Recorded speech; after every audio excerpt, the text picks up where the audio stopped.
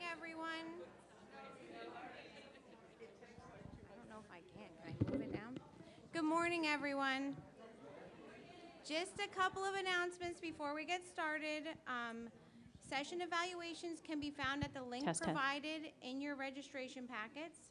Please remember to provide feedback for a chance to win a free registration to the UMDF Mitochondrial Medicine 2020 in Phoenix, Arizona.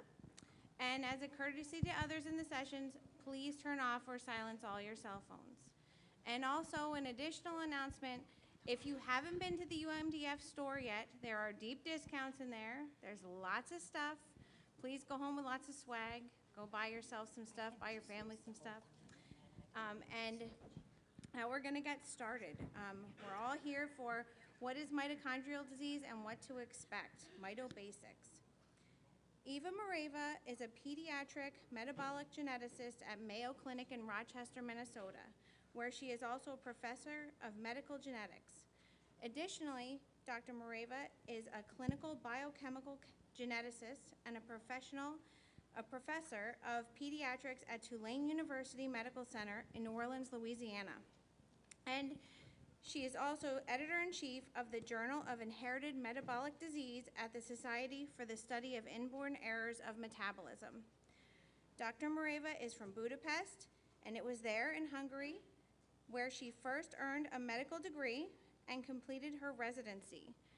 After that, she specialized in metabolic and biochemical genetics through fellowships, clinical positions, and professorships, first in the Netherlands and in Belgium, and then later in the United States at Tulane and the Mayo.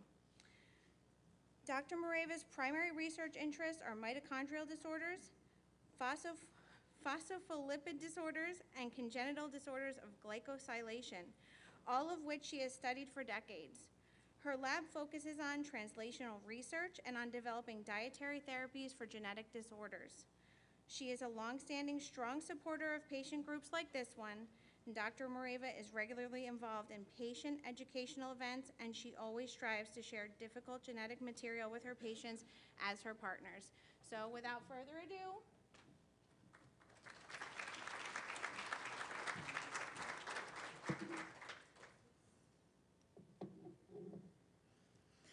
thank you, and good morning, everyone. I'm very excited to be here, and I know some of you already, and I'm honored that you come to listen to this talk.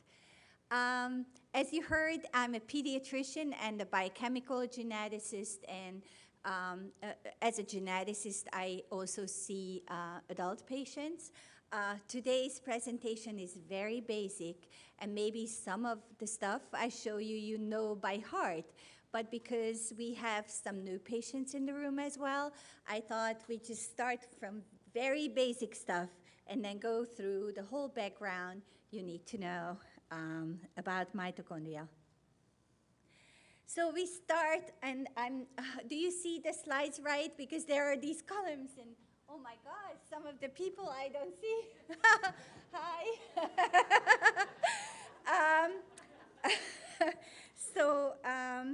The first thing we do is a little cell biology. And so cell biology is teaching us how to look at organelles, and what you see here is actually, oh, I'm sorry, it's too quick, is actually a cell. And I don't see that you see my pointer. Do you see my pointer? But it's unfair with the other team. Oh my God, how will I do this? Yeah, but then you don't see it there. Yeah, so it's unfair, right? What you need to know about the cell, that it has different compartments. So the most important part is this nucleus, which is really showing us that all the genetic material we inherit from our dad and our mom are there hidden. And usually when you do a study and look under the microscope to see a cell, like a white blood cell, you don't see the chromosomes, right? You just see like a dark spot, which is the nucleus. But actually, when the cells are starting to divide, they pack up their genetic material to be able to take it to the new cell.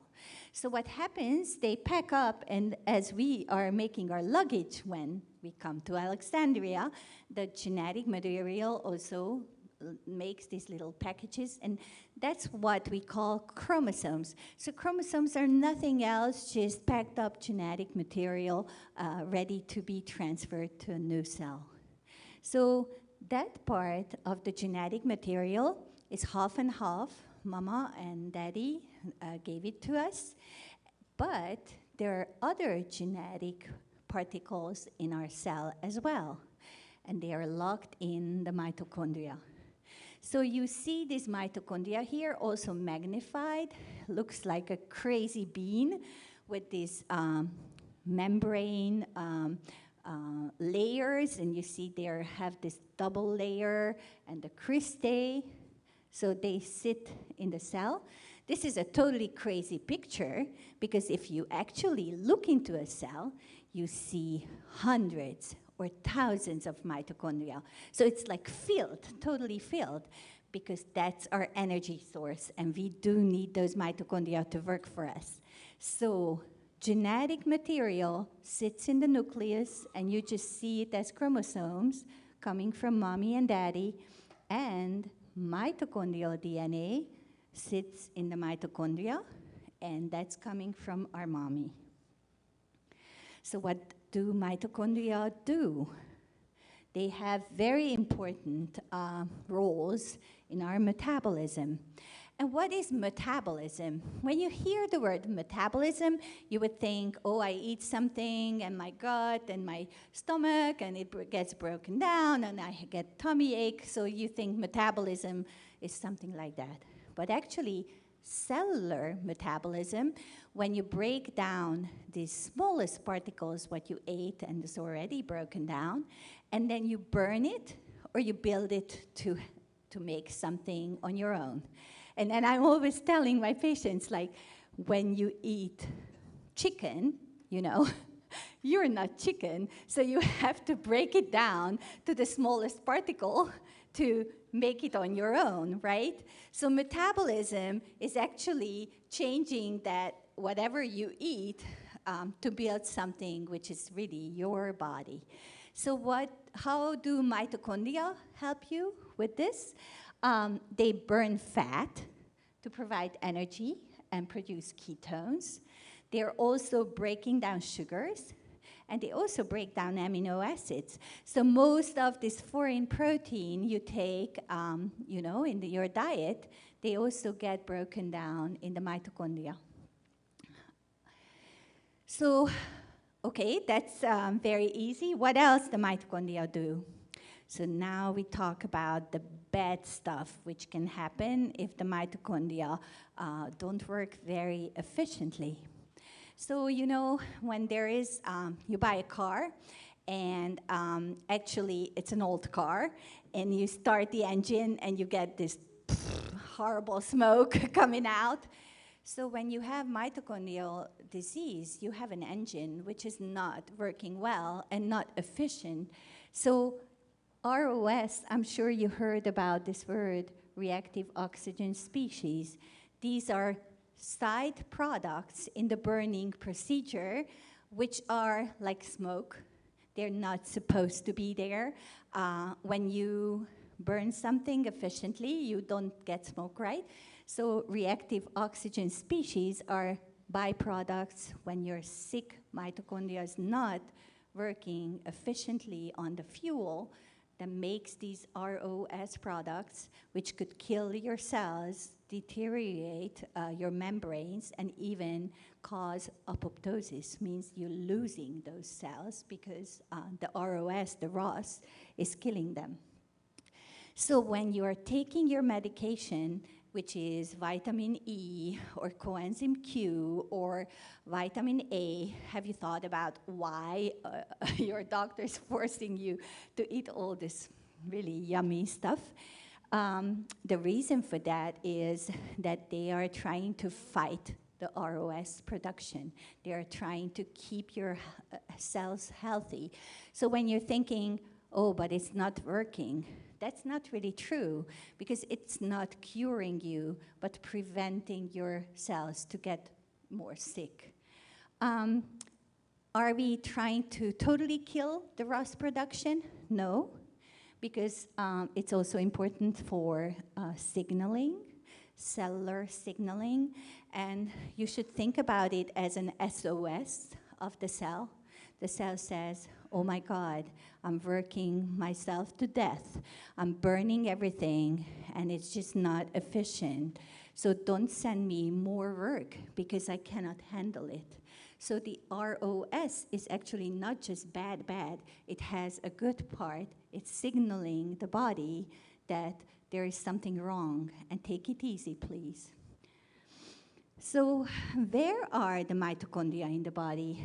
I love this picture because it shows how uneven energy consumption is in the world.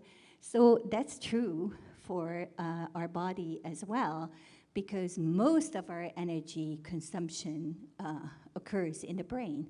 The brain is only 5% of your body, but it burns 20% of your energy, so it needs a lot of energy. So this is a nerve cell, and you see the mitochondria stained red. And it's, here it's a nucleus, you don't see it, but that's where the chromosomal DNA is. So if you look at this cell, it's pretty much just full of mitochondria, really thousands of mitochondria. So the second, third, and fourth most important site where you need that energy is muscle, heart muscle, and liver. And if you do the same staining, in this case, the staining is green, you see how much mitochondria you have in your muscle. You're not surprised, but it looks pretty cool, right? And then if you look at liver cells, that's the most beautiful picture, I think. So these are nucleus. That's where the genetic material is. And these, like threads, you see, I was unfair to you again. So the threads here, you see these little spider legs. These are all mitochondria. They're different in length and then surrounding the nucleus, but pretty much your whole liver cell is full of mitochondria. So that's pretty cool to see. It's even cooler to say that actually mitochondria are not just sitting there and doing nothing, just burning. They can move. And originally, this slide actually was capable of showing that, but I'm not sure if it's moving. No, we are disappointed. It's not moving. If I was a mitochondria, I would just go from my cellular nucleus, and I go to the other end of the exon and sort of shuffle. So they are very dynamic organelles within the cell. Now we show a little biochemistry. You will all love it, because I'm sure your favorite topics in high school was biochemistry. So let's see what's happening in the mitochondria. So here's your mitochondrion, and see the different enzyme complexes in the membrane. Complex 1, 2, 3, 4, 5. I'm sure you heard about these already. Oxidative phosphorylation, how we turn little particles of food into energy. So what do you eat? Glucose, amino acids, fatty acids. They all go into small particles, and then they feed your mitochondrial complexes with energy. That's a small particle, NADH, which is going to transfer that energy bomb to these mitochondrial enzyme complexes, which are proteins. Proteins which can turn biochemical material into ATP, or energy. So, because this is really a very important part of the whole process, and probably when you had your diagnosis, you either got a result with I have a genetic change, and that's proving that this is a mitochondrial disease, or your family member got this report stating there is a genetic proof of mitochondrial disease. But many of our patients had muscle biopsies, and their report says there is a complex 1 deficiency, or there is a combined complex 1 and 3 deficiency. So what does that mean from a biochemical point of view? So if you look at this little cartoon, you see you start the Krebs cycle going. So you send your little food particles through complex 1, 2, 3, and 4. And there is a parallel travel of hydrogen atoms and the electrons. And they create a gradient on the 2 sides of the membrane, which is used for energy production. So because this is quite a complicated slide, I show you one more time. So this is the membrane. I don't see my thing. This is the membrane, the yellow stuff, the yellow layer. So where is the membrane? This is a mitochondrial membrane. If you think about the bean structure, remember there was an outer membrane. So you have these enzyme complexes, complex 1, 2, 3, 4, 5. Complex 1, 2, 3, 4, 5. They're embedded in the membrane. So how do you make energy for something? You can also think about electricity, how you create electricity. In this case, you feed these enzymes with NADH molecules, and the hydrogen atom will travel along the membrane throughout the different complexes, and the electron will travel on the other side. And then at the end, that potential change, that hydrogen ion, which is like so longing for that electron to come together and be united again, that tension, that action would create your ATP production. So let's see it one more time. Oh, does it move? Oh, don't tell me it's not moving again. Let's do it again. Okay, I'm moving my Krebs cycle, sending my NADH. Look at the electrons traveling across the different complexes. And here is my proton, and here's my electron, and they want to be united. So complex 5 will make this happen. And actually, complex 5 is so happy to get these electrons. It turns around. It's like it really does. Some really famous scientists showed that it's really turning in the membrane and spitting out ATP, and that's how you create the ATP. So this is really a really delicate process, and if you think about it, you can imagine how it can go wrong. So first of all, just look at all these protein complexes, how complex they are. Just look at complex 1, how many different subunits of proteins it's synthesized. So you can have complex 1 deficiency because you're unable to make one of this subunit or this subunit or this subunit. You have 46 different possibilities to genetically create the wrong protein. But that's nothing, because these proteins have to come together, assembly, and get to the right place to the membrane. And they are not just isolated workers in this energy factory. They work together with the other enzymes. So it can go wrong in collaboration between the different complexes. It can be wrong because of transfer of electrons, or just feeding in the appropriate burning fuel to this final amazing energy factory. So what happens if you cannot make energy? Wherever that block is, at the beginning or at the end, at complex 1 or complex 4, you don't make enough ATP. You have a profound energy failure. Your factory is not working anymore. all the cellular processes go wrong, and not just energy failure, but these ROSs, I told you, they are not just bad guys, but they are very bad for your membranes and for your cells. If you overuse your body with a mitochondrial disease, then you can kill more cells.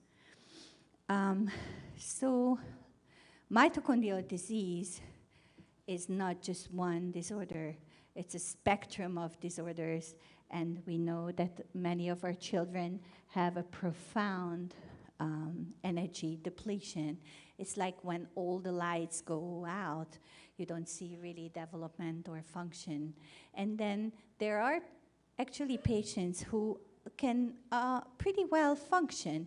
They have less energy, and they're stress dependent. When they have extra stress or an infection or surgery, then they do show that they don't have enough energy, but they still function well. Most of the patients who have mitochondrial disease are somewhere in between. They are able to do their daily functions, but they have severe restrictions in their motor abilities, or they have multi-system disease. In mitochondrial disease, you can have any organ involved. Unfortunately, there is no organ spared, which we could say, oh, mitochondrial disease never affect that. We do know where we see the most frequent symptoms, right? Because we know that where are the most energy-consuming organs. So we do see that the brain is affected very often, and the muscle. Liver is more affected in children and young children, and in an adult type, maybe it's less common, but the heart is affected because that's an organ which is working day and night. It doesn't get a rest, right? It's working while you're sleeping as well.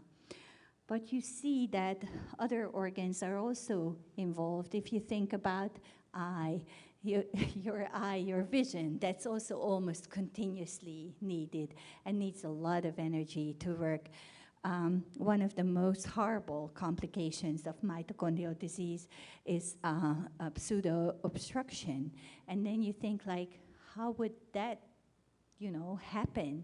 Why would the gut not move and give up and stay silent?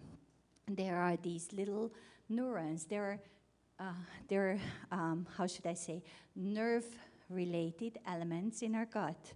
And those little nerves have their little time, how should I say, like how you're actually awake and go to sleep. Those little nerve elements are giving you the rhythm, how your gut's supposed to move all the time. It's working again, even when you sleep, right? So if these nerve elements are not, these ganglions, they don't get enough energy, they just slow down, and you get severe gastrointestinal dysfunction. So as you see, hearing, of course, one of the major complications on the endocrine level is diabetes. It's really very common in mitochondrial disease. So unfortunately, everything can be affected. Luckily, there are many patients who only have just a few symptoms, but the whole life we would need to watch out for all those other organs and try to prevent their involvement. Before we proceed, I wanted to teach you a little neuroradiology too. You will see that you will be a doctor very soon, because you will see that many people have no idea about your condition or your child's condition, and you will learn a lot because this is an amazing society and empowers you with knowledge. So at one point, it's good to speak the doctor's language and overwhelm them with your knowledge, scare them, right? I'm not kidding. I mean, many of my patients are more knowledgeable on certain aspects of their child's disease, or because that's their life's goal to help that child or to try to get better. So I think having like basic skills in medical sciences, that's just what we all need to have. So that's why I'm showing you this MRI. So when you're thinking about the MRI, it's really showing inside your brain. And it can be cut at different levels. And this is a way we are looking at MRI very frequently when we have a patient with mitochondrial disease. And the reason for that you actually cut the brain like this. I hope everybody's seeing me in this big action. So you cut the brain like this, and what you see is that the front and the back are nicely gyrated. You see this gyration on the outside. So you have wonderful, nice gyrations. There is no atrophy on this normal brain. It means there is no excess liquid, fluid around. It's like the brain is filling the skull. Do you know that actually our head grows because our brain grows? So when a child has a very small head, that means usually that there is also a relatively small brain. But when a child's losing milestones or an adult is losing brain material, then you would see a normal head size, but the brain would be smaller and would be surrounded with more water. So it's not water, obviously, it's cerebrospinal fluid, but you would see it as a liquid layer around, like under the bone. So what's this thing, that white thing, which is on one picture it's white and the other it's black? It's just the way how the MRI is done. They could do different tricks to see certain structures better. So they call it T1 and T2. That's their slang, and you will learn it because you will be interested in what was found during the MRI examination. So when they are talking about this T1 and T2, that's really irrelevant. It's just a technique showing more sort of resolution to certain findings. But what you see here, this is actually the ventricles and cerebrospinal fluid, and on the other type of technique, you will see it white, the fluid, and here you saw it black. So why I'm showing you this so long? The reason for that, because I want to show you what we see in patients with Leigh disease. And so if you compare this picture to the one I showed you before, you see also the white stuff, which was the ventricle filled with this positive resonance, which is white, but you see these white side bars. You're thinking, that's not the ventricle. There's something there which is totally white. It's like, it looks like water, but actually it's outside the ventricles. Do you see these? Oh, I'm sorry. Do you see these white structures inside the brain? These are the so-called basal ganglia. Maybe you heard this said before, basal ganglia disease or Leigh disease. It means that a certain structure in your brain is not functioning well. When you see this change, actually you see it on the other slide as well, where the ventricles are black, but you see this almost foam-like abnormality. Can you see that from a distance? You do? See this little, oh man, this foamy little change here. It seems like nothing, but actually it's everything.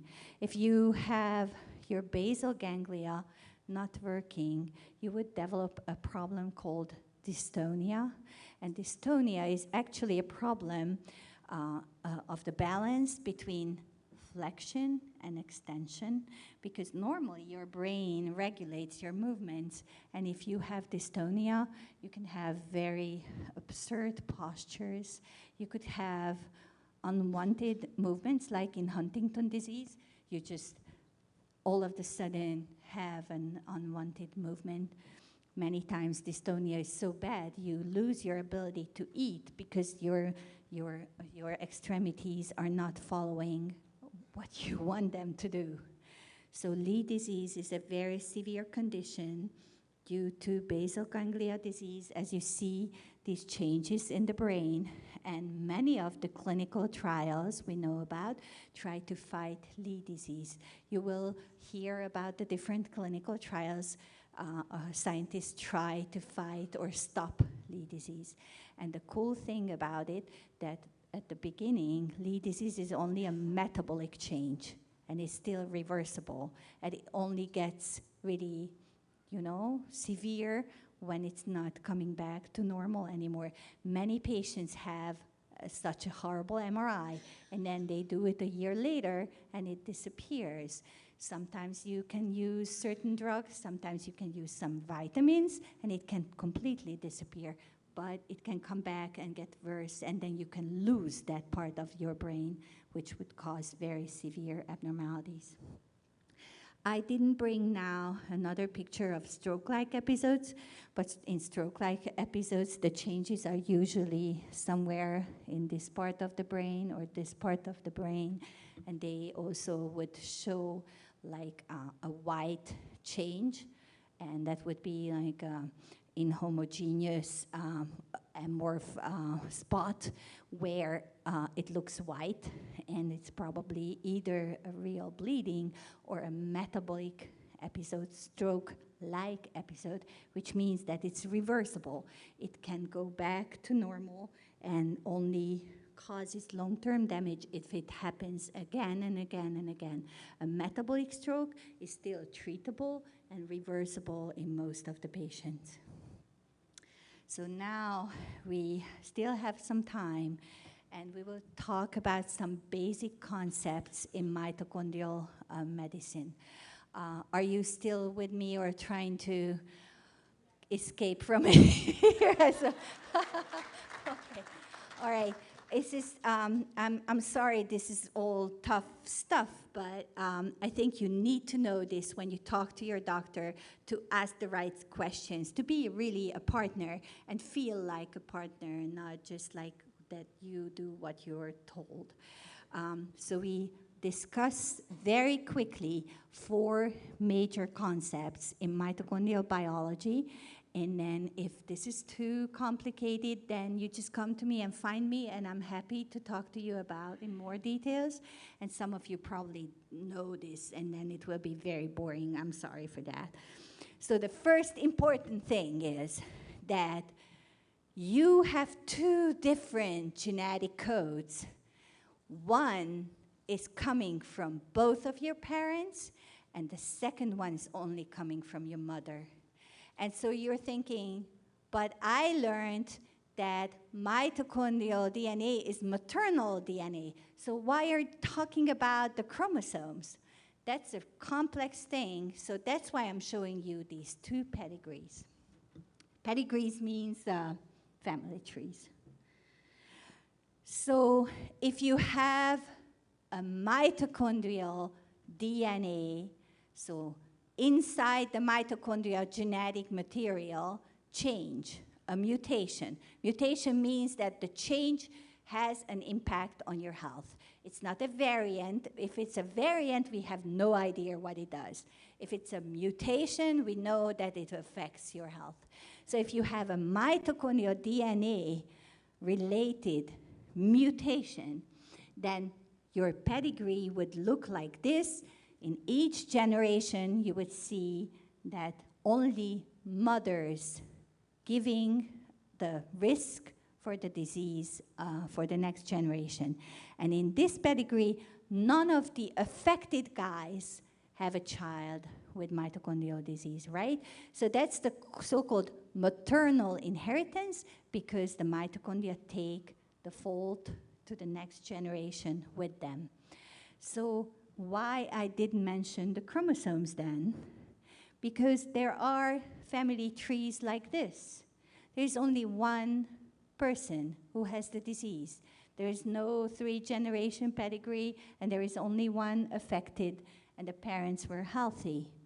How is that possible? The reason for that if you remember my slides from the beginning, I showed you that the cell is one functioning unit. So your chromosomes are, how should I say, taking care of your mitochondria. It's not like the chromosomes are just sitting there and thinking about, like, should I be tall? Should I be beautiful? Should I avoid hypercholesterolemia? They also think, oh, what do my mitochondria do? Are they functioning well? Are they getting my right proteins synthesized? Are they managing the fuel production? So actually, your chromosomes are controlling your mitochondria.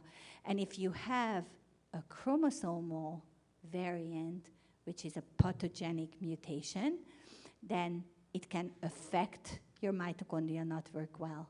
So you can have mitochondrial disease because you have mitochondrial DNA fault, or you can have a mitochondrial disease because your chromosomal DNA is not controlling well your mitochondrial function. So that's why there are different inheritance patterns, and it makes it very complicated in counseling and recurrence risk. Happy to talk about it in more details face-to-face if anybody has questions on that, or how you interpret a variant of uncertain significance, because many of us have, variants in mitochondrial DNA or chromosomal DNA, and our doctors cannot just say, is this real? Is this yes? Is this really causing the disease? So happy to talk about that if somebody has a question. So mitochondrial DNA looks very different from chromosomal DNA. It only has 16,000 base pairs. Do you guys know what base pairs are? Think about the secret code. So our genetic material is a secret code, and only the geneticist can read it. We would be good spies, right? We could write a spy letter just using genomic DNA code and send it to each other. And well, I haven't thought about that yet, but I think I'll do it. My husband wouldn't be able to read it. So think about the genetic code. It's just letters, right? A, T, C, C, G, A, T, C. It's just letters, one after each other. So the mitochondrial DNA has 16,500 letters in it. And when they tell you that they sequence your mitochondrial DNA, they actually read the secret code one by one, each letter. And then they will just match it with what's in most people's mitochondrial DNA and compare it. And if it's not the same, then they also say, what is the percentage of the change in your body? And that's what we call heteroplasmy, the percentage. So this is the mitochondrial DNA, and what's really important here, you develop mutations all along, your whole life, you develop new mutations in your mitochondrial DNA. So if you get old, you will have a lot of mutations. There's not much repair, and if you're a captain and flying in the air all the time and get that UV, your mitochondrial DNA will have more mutation. If you're 100 years old and you just worked all of your life, just old, you will have a significant amount of mitochondrial mutation just because you're old. So when you have a muscle biopsy and you're old and you have some changes, that could be just totally normal due to being old. Look at the chromosomal DNA. That's 3 billion base pairs of AA, CC, TT, GG, all these code letters, right? So when they do exome sequencing or a mitochondrial gene panel, then they have a lot of work to do to read all these sequences. And then there are sometimes different methods where you look for not a code change, but a deletion or a duplication, missing material or extra material. They do it with a different technique. So if you find a mutation in the mitochondrial DNA, the one you get from your mother, then it's usually not 100% in you. Most of the patients who have such a high heteroplasmy that all of their mitochondrial DNA is mutated, they have the same code problem in each of the mitochondria, that's probably lethal. Even if you have just 90% of your mitochondrial DNA mutated, that's a very, very, very severe disease. Luckily, our body has different organs and different percentage of heteroplasmy. Many of our patients have a certain organ which is affected, like in lung disease, many times it's just the eyes which are affected, right? And that's a very exciting question, how with such a high heteroplasmy, the body is escaping the effect of the mutation. But in, for example, Mila syndrome, we see that some organs have more heteroplasmy and others less. For example, the brain can have a very high, like 70%, and maybe the heart only 40%, and the gut only 25%. So this is like a mosaic. These mutations have a percentage in different organs, and that's what we call heteroplasmy. So we talked about a lot of concepts, and I think that was quite some focusing and concentrating on weird medical stuff. When would I think about a possible mitochondrial disease when I'm seeing patients at the clinics? Usually I think of mitochondrial disease when there is a multi-system presentation. There are different disease scores. I use a score which is a quite simple score. It gives scores to different organ involvements, the degree of muscle involvement, and the degree of central nervous system involvement. And this score gives me a summary score, and then I evaluate the biochemical changes. Most of the mitochondrial patients, because this is a metabolic disease, show elevated lactate or abnormal organic acids, and these are little hints, these are little clues that I know where is the problem in their energy production. And many times the imaging helps as well, like basal ganglia disease. Mitochondrial disorders have generally a progressive course. Many patients can stay stable for years and decades with good management. I have to show you this horrible picture still. I hope you didn't eat too much. This is how we made the diagnosis in the past. This is one of the last slides. It shows that muscle biopsy is still a very invasive procedure. We do, especially European countries, are still rely many times on the results of a muscle biopsy. What would you see from the muscle biopsy? You could measure the actual biochemical abnormalities. So you can measure complex 1 activity or complex 4 activity. So you can have a functional read of your mitochondria. However, this is my last slide actually, and I think you have a copy of this in your handout. The way I'm thinking about diagnostics is different now. We start with a suspected mitochondrial disease based on the clinical features. If there is a certain clinical presentation, recognizable presentation, then we go directly to test the gene we are suspecting. And if we don't find it, then we can just sequence the mitochondrial DNA, so the maternally inherited DNA, and the chromosomal DNA. So if we don't find an answer, then you might end up doing a muscle biopsy, because if you cannot prove it on genetic level, sometimes you try to prove it on a functional level and give a diagnosis to the patient. I think this was my last slide. Yes. I know it was a lot. I hope it was not very boring. I would like to ask you if you have questions to the whole audience, then maybe we have a few minutes, but not long. I was a little slower than I thought. But I'm here till the end of the conference, and I'm really happy to discuss any aspects. I'm also in the doctor-in session, so if you have questions, specific questions with any of the slides you saw or any other questions, I'm really happy to talk to you. There is a question there. In the MRI, you have the basal, you showed the basal ganglia, but now on the brainstem, was there involvement on the brainstem as well? By the time I make it here. I'm loud. So the question was whether only the basal ganglia are involved in Leigh disease.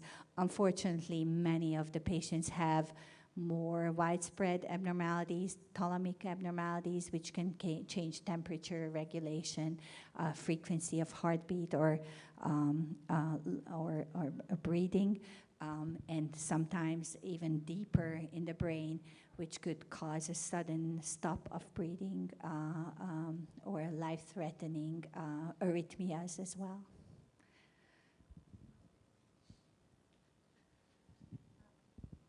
In a MELAS patient, or maybe any patient with mitochondrial disease, what causes a seizure? What is the cause of one? Ooh, that was a very difficult question. What is the reason for seizure in MELAS disease?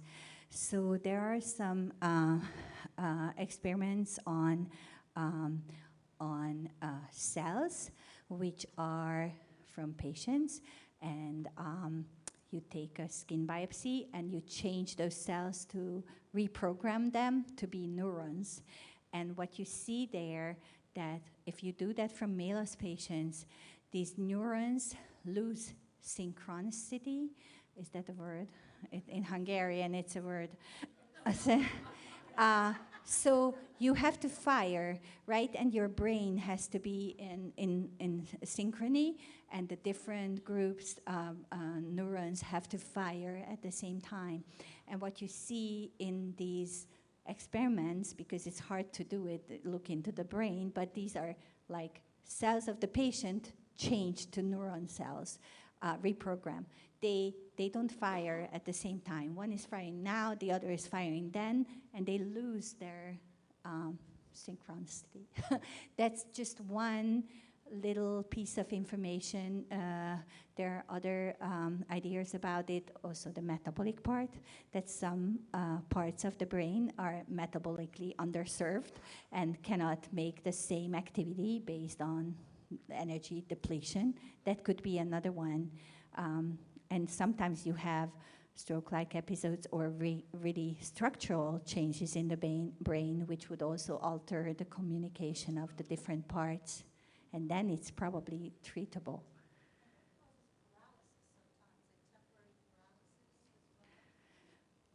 Sorry, I see you. The question was on stroke-like episodes. So if you have a metabolic stroke, which means that you cannot supply enough energy, flow and function to a part of your brain, but there's no bleeding, it's a metabolic stroke. So you see the same picture, but it's just transient.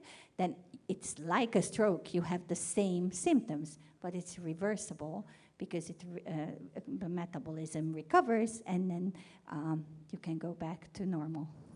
Not if you have too many. If you have too many episodes, then it's staying. Sorry, I'm not sure I can get to you.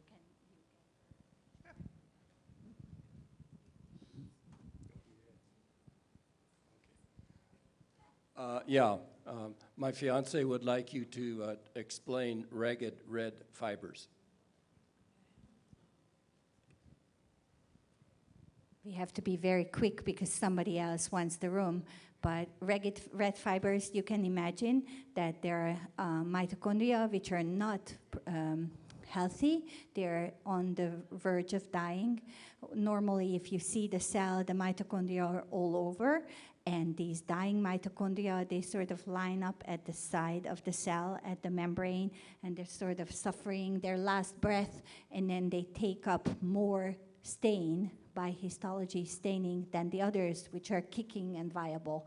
So that's just a slow percentage of mitochondria not functioning well anymore, and in their dying wish, they still take up some dye and red dye, and you see that. But all the other mitochondria are not visible because they are in the cell and they are kicking and working.